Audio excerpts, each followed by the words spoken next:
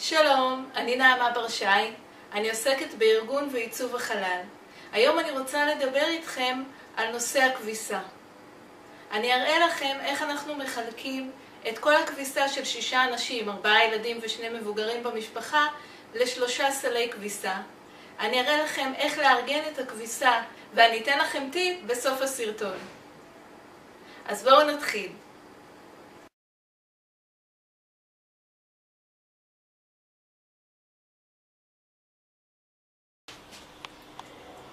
במקלחת של הילדים יש לנו סל לכביסה לילדים.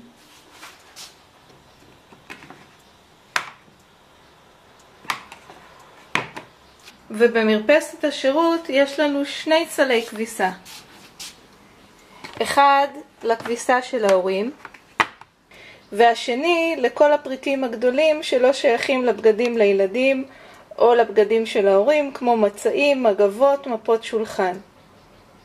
בנוסף, ליד מכונת הכביסה תלויה שקית, שבה מכניסים כולם תחתונים, גרביים, גופיות.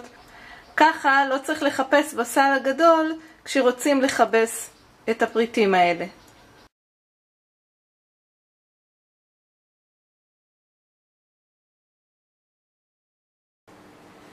אז הנה יש לנו כאן ערימה של כביסה. איך ניגשים לטפל בהר הזה? אני אראה לכם איך אפשר למיין את הכביסה הזאת בצורה שבה נדע יותר טוב למה לגשת קודם ולמה לגשת אחר כך, ונוכל לקפל את הכביסה יותר מהר וביעילות. והנה מה שנשאר אחרי המיון בתוך הסל.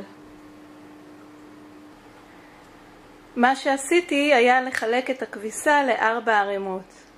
יש כאן סל עם הכביסה הרגילה, יש שקית שיש בה תחתונים וגרביים ודברים מהסוג הזה. אם אין לכם שקית אתם יכולים להשתמש בסלסילה קטנה. ואת המצעים והמגבות חילקתי ל2 ערימות, מגבות קטנות ומצעים ומגבות גדולות. ככה אני יודעת מה עומד לי מול העיניים ויכולה להחליט מה לקפל קודם. והנה הטיפ שהבטחתי לכם לסיום. אני מציעה לכם לבחור יום אחד קבוע בשבוע שבו תחליפו את כל המצעים וכל המגבות בבית. ככה תדעו שהכל נקי.